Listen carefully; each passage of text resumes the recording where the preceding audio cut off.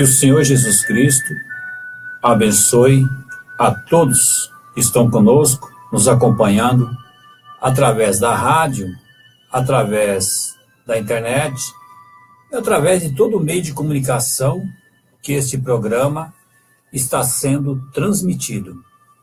O nosso tema nesta noite é o grande e terrível dia do Senhor. O tempo está próximo e você está preparado? Aquela voz de trombeta tem soado. E você tem entendido a sua mensagem? Qual será o cenário do dia grande e terrível do Senhor? Será só destruição? Ou Deus tem uma escapatória para nós? A Bíblia fala sobre tristeza e desgraça. Mas é só isso o que vai ser no dia grande e terrível do Senhor? Vamos estar lendo a Sagrada Escritura, que se encontra em Malaquias, no capítulo 4, a partir do versículo 1, que diz da seguinte maneira: Portanto, eis que aquele dia vem ardendo como forno, todos os soberbos e todos os que cometem impiedade serão como palha, e o dia que está para vir os abrasará, diz o Senhor dos Exércitos, de sorte que lhes não deixará nem raiz nem ramo. Mas, para vós que temeis o meu nome, nascerá o sol da justiça, e salvação trará debaixo das suas asas, e saireis e crescereis como o bezerro do cevadouro, e pisarei os ímpios, porque se farão cinzas debaixo das plantas de vossos pés, naquele dia que farei, diz o Senhor dos Exércitos. Lembrai-vos da lei de Moisés, meu servo, a qual lhe mandei em Horebe, para todo Israel, a qual são os estatutos e juízos. Eis que eu vos envio o profeta Elias, antes que venha o dia grande e terrível do Senhor. O dia grande e terrível do Senhor. O que será este dia, o dia grande e terrível do Senhor? Somente haverá destruição? Somente haverá dores, rangeiras de dente? Ou será que Deus tem uma escapatória? E se Deus tem uma escapatória, como é esta escapatória? Como identificar esta escapatória? Primeiramente, nós temos que identificar a escapatória, e para nós identificarmos essa escapatória, a primeira coisa a fazer é identificar o mensageiro ou o profeta que Deus tem para este grande dia e terrível do Senhor. Porque sempre antes de Deus enviar um juízo à terra, Deus envia o alerta, Deus envia o escape, Deus envia uma mensagem de arrependimento e salvação. Deus nunca enviou um juízo sem antes enviar a um profeta, vindicado nas Escrituras. E eu duvido muito que qualquer era passada em verdade haja conhecido ao profeta que Deus lhes havia enviado no seu tempo. E mesmo no dia de Paulo, muitos reconheceram a Paulo. E mesmo naquele tempo, muitos também não reconheceram quem era Paulo. Agora, o tempo em que nós estamos vivendo vai ser o tempo mais curto de todos os tempos. A era da igreja mais curta. A era de Laodiceia é a era mais curta. Os acontecimentos vão transcorrer muito rapidamente e por esta razão, o profeta ou mensageiro, a era de Laodiceia, tem que estar aqui mesmo, embora talvez não o conhecemos até este momento. Mas deverá haver seguramente um tempo quando ele se tornará conhecido pelo sistema religioso? Não. Pelo sistema político? Muito menos. Porque o sistema religioso, o sistema político, nunca reconheceu ao profeta que Deus tem enviado ao seu dia. Eu posso provar pelas Escrituras como é seu ministério para reconhecer a este profeta, reconhecer a mensagem deste profeta. Em primeiro lugar, de todos esses profetas, ou seja, esses mensageiros que Deus enviou, este será um profeta.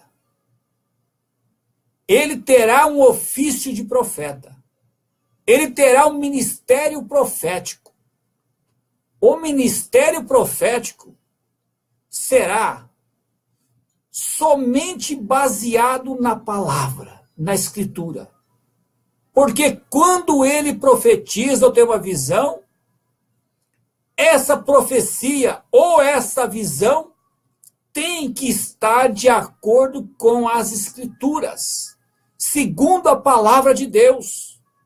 Não pode haver atrito com a palavra de Deus e nem repetir a palavra de Deus, mas estará de acordo. E sempre que ele falar uma visão ou uma profecia, ela tem que se cumprir, acontecer do jeitinho que ele profetizar. Ele será vindicado como profeta por causa da sua exatidão. A prova de que é profeta, nós encontraremos primeiramente em Apocalipse capítulo 10, versículo 7, que diz da seguinte maneira: mas, nos dias da voz do sétimo anjo, quando tocar a sua trombeta, se cumprirá o segredo de Deus, como anunciou aos profetas seus servos. Agora, essa pessoa que neste verso é chamado de anjo, se nós observarmos na Bíblia, na versão do rei Tiago, não é um ser celestial. o sexto anjo tocando a trombeta, o qual é um ser celestial. Está em Apocalipse 9:13. E o sétimo, segundo, esta ordem está em Apocalipse 11:15. Este aqui de Apocalipse 10:7 é o mensageiro profeta da sétima era. E é um homem. E ele tem de trazer uma mensagem diretamente de Deus. E sua mensagem e ministério vão consumar os mistérios de Deus, como Deus o tem anunciado aos seus servos, os profetas. Ou seja, este último profeta trará toda a revelação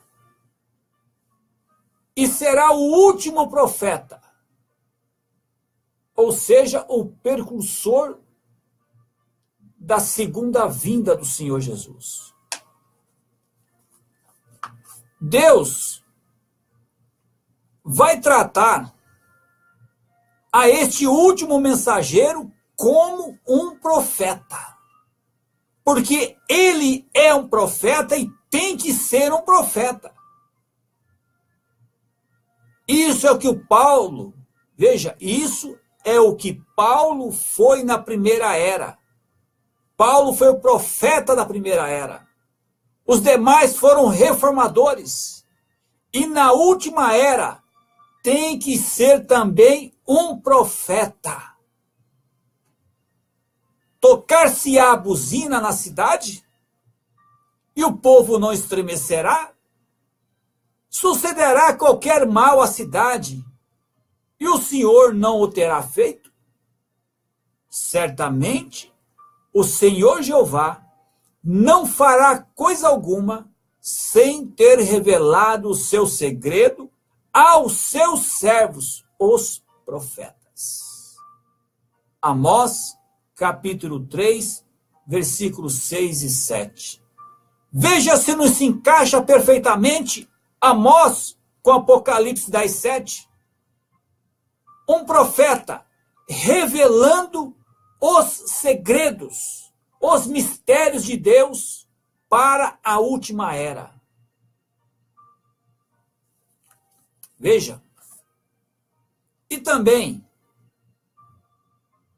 é no tempo do fim, quando saíram os sete trovões de Jesus, e clamou com grande voz, como quando brama o leão, e havendo clamado, os sete trovões fizeram soar as suas vozes, e sendo ouvidas dos sete trovões as suas vozes, eu ia escrevê-las, e ouvi uma voz do céu que me dizia, sela o que os sete trovões falaram e não as escrevas. Apocalipse capítulo 10, versículo 3 e 4. Veja, João escutou aos sete trovões, ia escrever, e recebeu uma ordem para não escrever. Este profeta de Apocalipse 10:7 tem que revelar esses sete trovões, alinhá-los com as escrituras para revelar os segredos escondidos no livro dos símbolos. Veja, ninguém conhece o conteúdo daqueles trovões. Porém, temos que saber.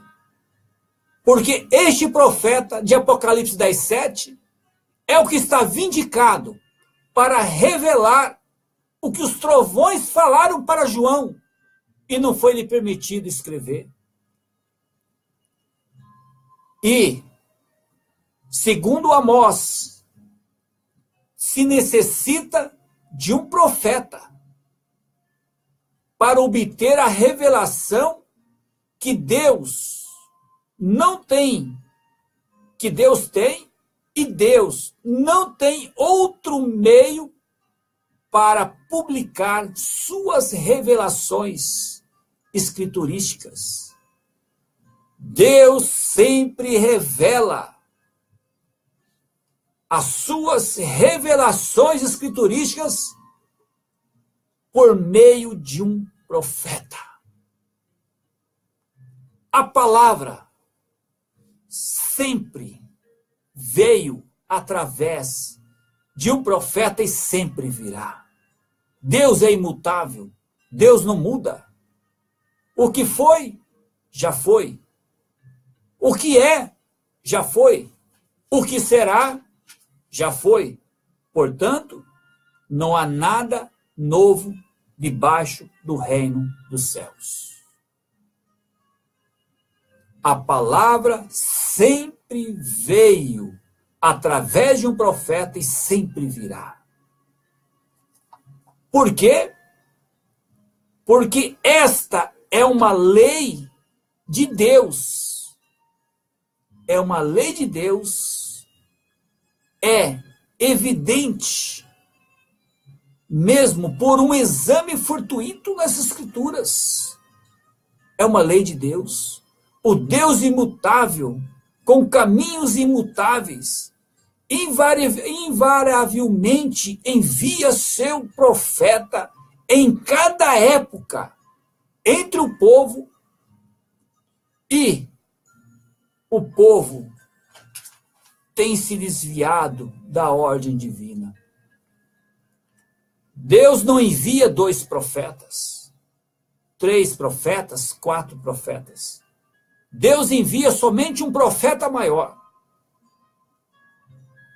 Quando Paulo estava aqui, Paulo era o profeta maior.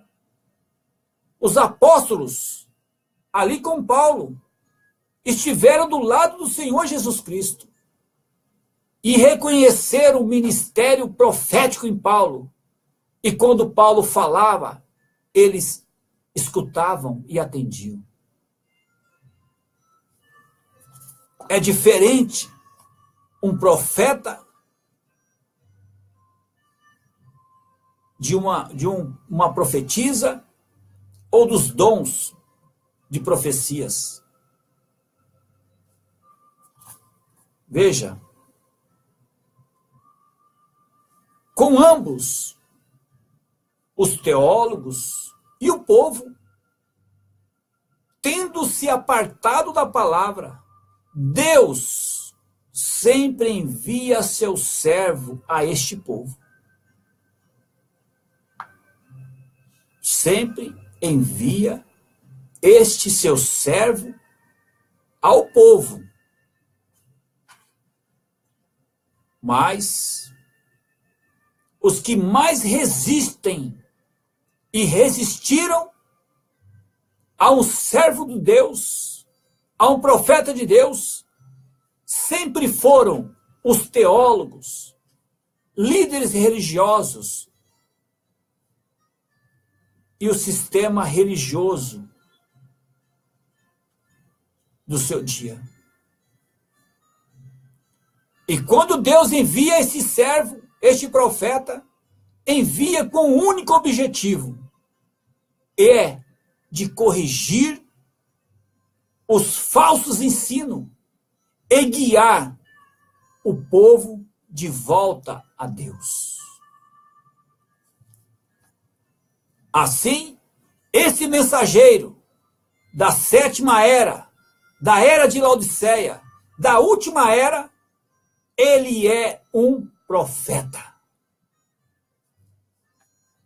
Mas se nós observarmos, não somente vemos que vem este profeta aqui em Apocalipse 10:7, porém, vemos que a palavra fala de Elias vindo antes do retorno de Jesus. E os seus discípulos o interrogaram, dizendo: por que dizem então os escribas que é mister que Elias venha primeiro? E Jesus respondendo, disse-lhes: em verdade, Elias virá primeiro e restaurará todas as coisas. Mateus capítulo 17, versículo 10 e 11. Podemos pegar qualquer versão de Bíblia, Bíblia de estudo, Bíblia de católico, Testemunho de Jeová, seja qualquer Bíblia. Veja o tempo que o Senhor Jesus está colocando a esse ministério de Elias. Em verdade, Elias virá primeiro. Não é veio, mas virá. E qual será o ministério de Elias? Restaurar todas as coisas. Veja se não encaixa perfeitamente com Malaquias capítulo 4, versículos 5 e 6, que diz assim: antes da vinda do Senhor, Elias tem que regressar para efetuar uma obra de restauração da igreja. Veja se não se encaixa perfeitamente. Malaquias capítulo 4, versículos 5 e 6 diz da seguinte maneira: eis que eu vos envio o profeta Elias, antes que venha o dia grande e terrível do Senhor, e converterá o coração dos pais aos filhos, e o coração dos filhos aos seus pais, para que eu não venha e fira a terra com maldição. Não há nenhuma dúvida de que Elias tem que voltar antes da vinda do Senhor Jesus Cristo. Mas Elias vai ressuscitar? Elias vai se encarnar? Não.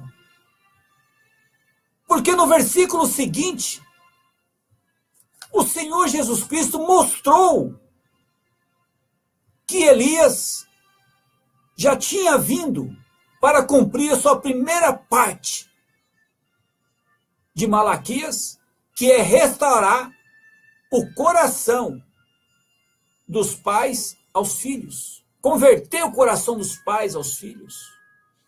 Dos pais ao filho. A lei para a graça. Ao Senhor Jesus Cristo. E a segunda parte, que é o coração dos filhos aos pais apostólicos, aos apóstolos, ficaria a cargo dessa segunda manifestação, ou terceira manifestação de Elias. Porque a primeira manifestação foi Elias mesmo. A segunda manifestação, o manto de Elias caiu sobre Eliseu. E ali reconheceram que sob Eliseu estava o ministério duplo de Elias nele. Mais para frente, o Senhor Jesus mostra que em João Batista estava o ministério de Elias sobre ele também. E veja, em Lucas, veja o que aconteceu em Lucas, quando se fala da vinda de Lucas 1, quando o anjo falou para Zacarias sobre o nascimento de João Batista, o que o anjo falou? Lucas capítulo 1, versículo 17. Veja o que estava sobre João, o Batista. O anjo falou diretamente para quem? Zacarias, pai de João Batista, e disse assim: e irá diante dele no espírito e virtude de Elias. Não somente uma escritura, mas outras escrituras já falando de que sobre João Batista estaria o ministério, a dupla porção de Elias novamente pela terceira vez. E aqui o Senhor Jesus Cristo diz também que antes do dia grande e terrível do Senhor, Elias estaria novamente atuando em um profeta. Assim como João Batista foi o profeta precursor da segunda vida, com a virtude de Elias, este profeta também, nesta última era, tem que estar também com essa dupla porção ministerial. Não há nenhuma dúvida de que Elias